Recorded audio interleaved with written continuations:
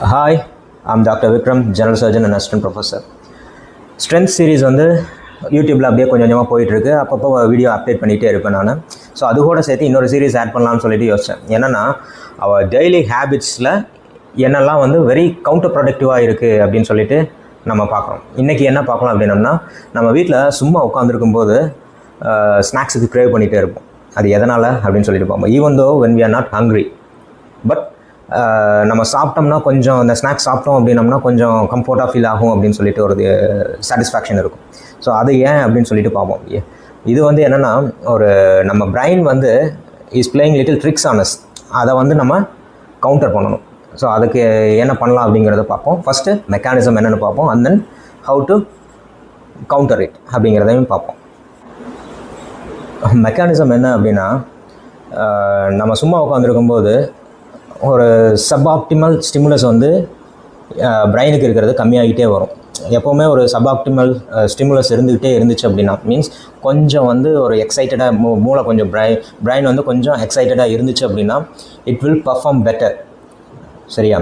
அதே மாதிரி நம்ம சும்மா உட்காந்துருக்கும்போது இந்த happy neurotransmitters like dopamine, serotonin, endorphins இதெல்லாம் வந்து அப்படியே லோ ஆகிட்டே வரும். இந்த லோ ஆகிட்டே வரும்போது certain centers in our brain like amygdala, nucleus accumbens, the most important one in craving, அப்புறம் வந்து hippocampus, இதெல்லாம் வந்து ட்ரிகர் ஆகிட்டு யோசிக்கும் என்ன பண்ணால் வந்து நம்ம இதை வந்து ஒரு குயிக் ஃபிக்ஸ் பண்ணலாம் அப்படின்னு சொல்லிட்டு யோசிக்கும். அன்றைக்கி வந்து நம்ம வந்து ஒரு சிப்ஸு சாப்பிட்டோம், இல்லை ஒரு ஐஸ்கிரீம் சாப்பிட்டோம், இல்லை ஒரு முறுக்கு சாப்பிட்டோம், அதெல்லாம் சாப்பிட்டனால நான் வந்து கொஞ்சம் அப்போ கம்ஃபர்ட்டாக ஃபீல் பண்ணேன், சாட்டிஸ்ஃபைடாக இருந்துச்சு அப்படின்னு சொல்லிட்டு அதுவே வந்து திங்க் பண்ணிவிட்டு உங்களுக்கு வந்து இதை பண்ணுன்னு சொல்லி ட்ரிக் பண்ணிகிட்டு இருக்கும் உங்களையே.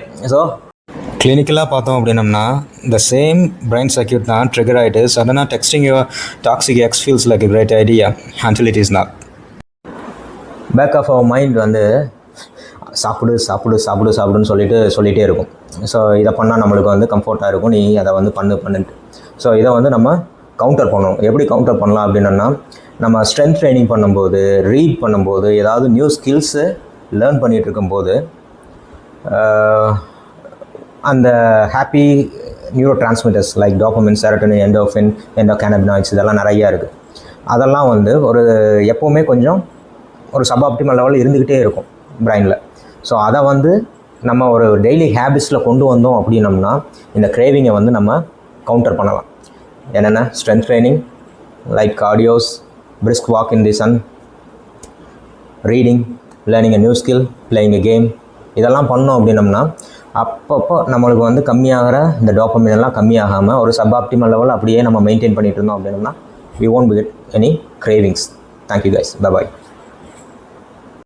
என்னோட பர்சனல் ஒப்பீனியன் என்னென்னா, as long as you keep your brain engaged in some sort of activity, ஏதோ ஒரு ஆக்டிவிட்டி வச்சுட்டு நம்ம பிரெயின் என்கேஜ் பண்ணிட்டோம் அப்படின்னம்னா கிரேவிங்கை வந்து நம்ம யோசிக்கவே மாட்டோம்.